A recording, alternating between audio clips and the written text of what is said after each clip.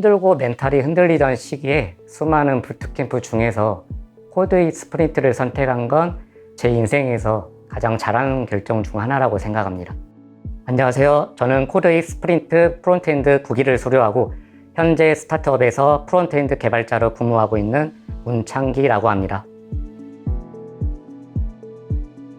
코드를 통해 사람들이 사용하는 웹사이트를 직접 구현할 수 있다는 점이 너무 재밌었습니다. 특히 제가 만든 무언가가 화면에 바로 나타난다는 사실이 신기하고 흥미로워서 프론트엔드 개발자로 진로를 정하게 되었습니다.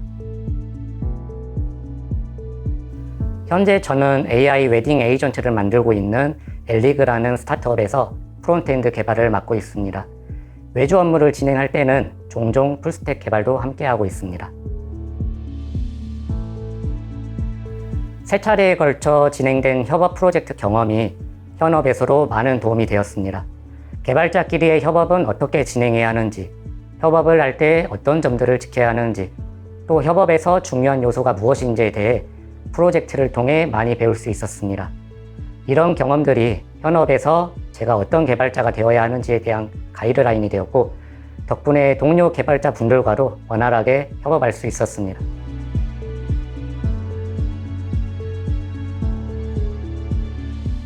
부트캠프에 합류하기 전에는 약 2년간 독학으로 공부했습니다.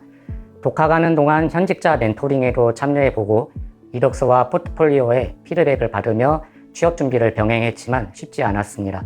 무엇보다 협업 프로젝트 경험이 전혀 없다는 것이 큰 약점이었고, 그 점을 보완하기 위해 고민 끝에 스프린터에 합류하게 되었습니다. 혼자 공부해도 충분히 좋은 교육을 받을 수 있을 거라 생각해서 독학을 시작했습니다.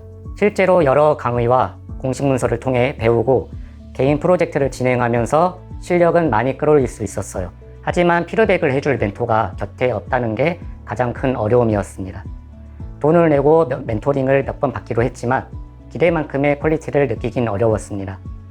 또 혼자 하다 보니 개인 프로젝트만 반복할 수밖에 없었는데 협업 프로젝트는 참여하려 해도 팀이 쉽게 무너지는 경우가 많아서 지속하기 힘들었습니다. 이런 점들이 독학의 한계라고 생각합니다. 부트캠프를 결정할 때 중요하게 본 기준은 인지도와 규모, 일관된 교육의 질, 멘토의 유무, 그리고 협업 프로젝트가 있는지였습니다. 여러 부트캠프를 살펴봤지만 스프린트가 이 조건들에 정확히 부합했기 때문에 선택하게 되었습니다. 배운 내용은 바로 복습했고 연습용 프로젝트를 새로 만들어서 몰랐던 부분을 이해하려고 했습니다. 또 팀원들과 학습 내용을 공유하며 정리했고 필요할 때는 블로그에 글을 올리기로 했습니다. 자기 전까지는 개인 프로젝트를 이어가면서 꾸준히 코드를 작성했습니다. 멘토링은 매주 2차례 있었고 학습 진도에 맞춰 보충이나 심화 학습을 해주셨습니다. 이해가 안 되는 부분은 이해될 때까지 쉽게 설명해 주셨고요. 스프린트 미션을 수행할 때는 작성한 코드에 대해 세세한 리뷰를 받으면서 새로운 점을 많이 배웠고 잘못 알고 있던 부분도 바로잡을 수 있었습니다. 상담은 담당 매니저님과 주기적으로 진행됐는데 부트캠프를 하면서 고민을 털어놓을 수 있는 자리이자 큰 위로가 되는 시간이었습니다. 덕분에 6개월을 끝까지 버틸 수 있었다고 생각합니다. 가장 큰 고민은 이미 독학으로 2년을 보낸 상황에서 취업 준비 대신 다시 6개월 이상 공부를 해야 한다는 부담감이었습니다. 멘토님이나 매니저님께 이런 고민을 털어놓기로 했고요. 그런데 과정이 진행되면서 새로운 지식을 배우고 또 협업 프로젝트를 하나씩 해나가면서 정말 필요했던 경험을 쌓게 되니 부담감이 어느 순간 사라졌습니다. 결국 잘한 선택이었다는 확신을 가지고 수료할 수 있었습니다. 힘들고 멘탈이 흔들리던 시기에 수많은 부트캠프 중에서 코드잇 스프린트를 선택한 건 제 인생에서 가장 잘한 결정 중 하나라고 생각합니다. 지금도 그때의 선택이 현명했다고 스스로 칭찬하고 싶습니다.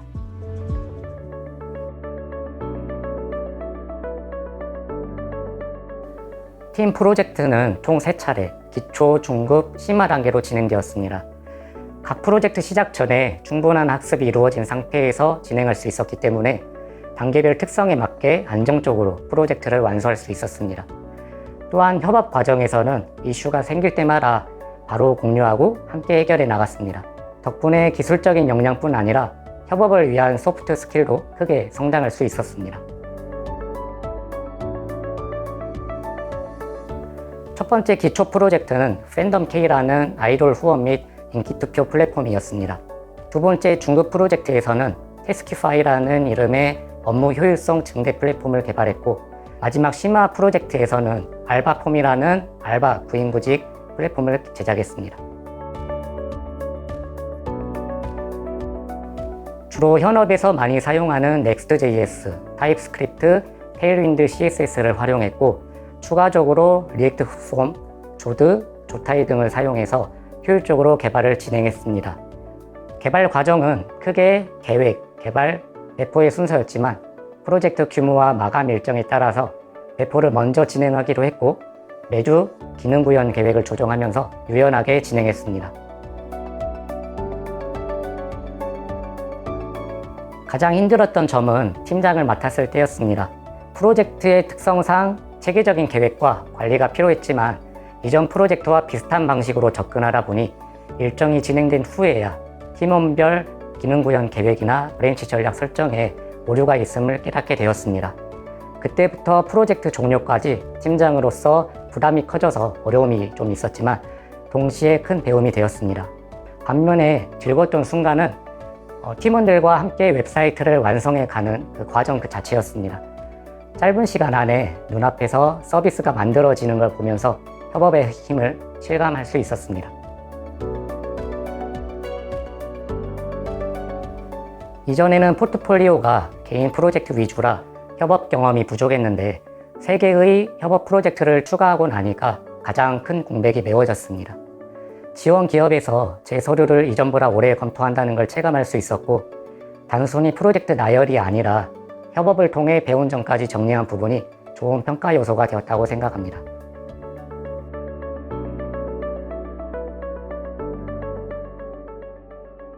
가장 힘들었던 건 멘탈 관리였습니다.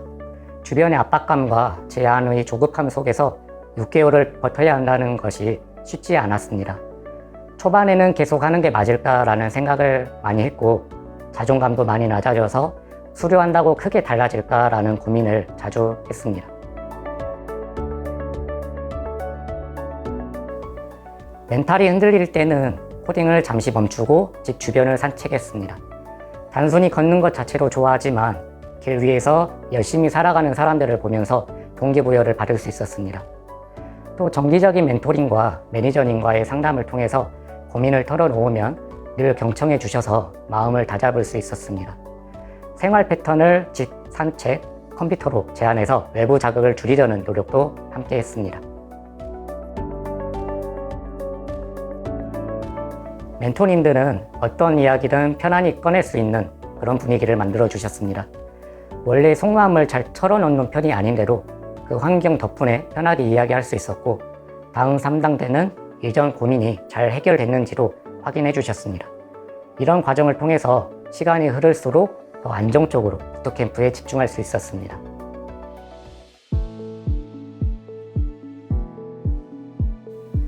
아무래도 신입 개발자 취업의 난이도가 점점 높아지고 있다는 점이 가장 힘들었어요.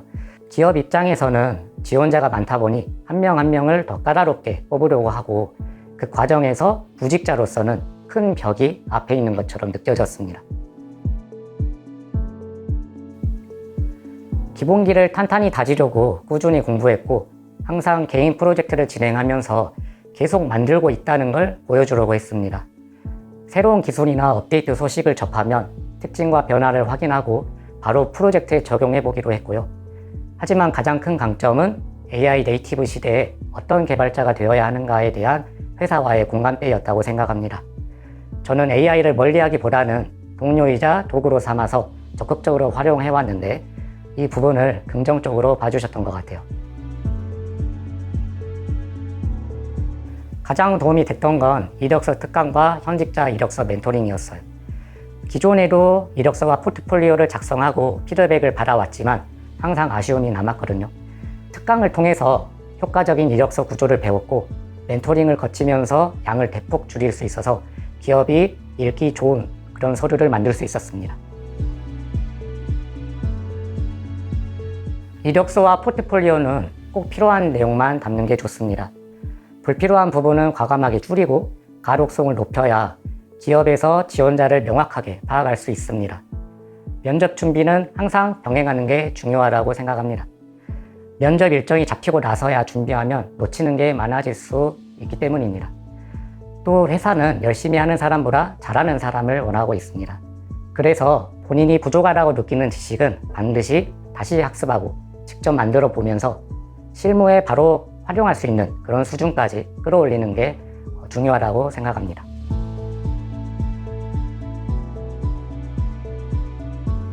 개발자는 매일 협업을 하기 때문에 단순히 코딩 능력만이 아니라 소프트 스킬도 정말 중요하다고 생각합니다. 저는 항상 팀원들의 의견을 존중하려고 노력했고 의견이 다를 때도 대화를 이어가면서 타협점을 찾으려고 했습니다. 이런 과정 덕분에 마찰 없이 좋은 관계를 유지할 수 있었고 결국 서로의 기술력도 끌어올리고 코드에 대한 책임감도 커졌습니다. 그 결과 모두가 함께 성장하는 팀을 만들 수 있었습니다. 지금도 이런 태도를 기본 마인드로 삼고 있어서 새로운 팀에 합류할 때도 빠르게 적응하고 원활하게 협업할 수 있었습니다. 제가 개발을 계속할 수 있는 가장 큰 이유는 일상이나 사회에서 겪는 불편함과 비효율을 기술로 개선할 수 있다는 점이 너무 재미있기 때문입니다. 앞으로도 이런 문제들을 발견하고 아이디어를 실제 서비스로 구현하면서 사회적으로 의미 있는 개발자, 그리고 기발한 아이디어로 꾸준히 성과를 내는 개발자가 되고 싶습니다. 지금 취업을 준비하시는 분들은 정말 힘든 시간을 보내고 계실 거라고 생각합니다. 저 역시 몇 년간 그런 시기를 겪었기 때문에 잘 알고 있습니다. 하지만 꾸준히 준비하면 반드시 때가 온다는 말씀을 드리고 싶습니다. 매일 무리되지 않는 선에서 일정한 루틴을 만들고 개인 프로젝트와 병행하면서 준비해 보시는 걸 추천합니다. 강의만 보는 것보다 공식 문서를 참고하면 해당 기술이 권장하는 방향을 정확히 이해할 수 있습니다. 또 AI와 친해지는 것도 꼭 필요합니다. 최근에는 기술 면접이나 최종 면접에서도 AI 관련 질문이 자주 나오는 편이기 때문에 AI를 적극적으로 활용하고 역량을 키우는 것이 그 어느 때보다 중요하다고 생각합니다.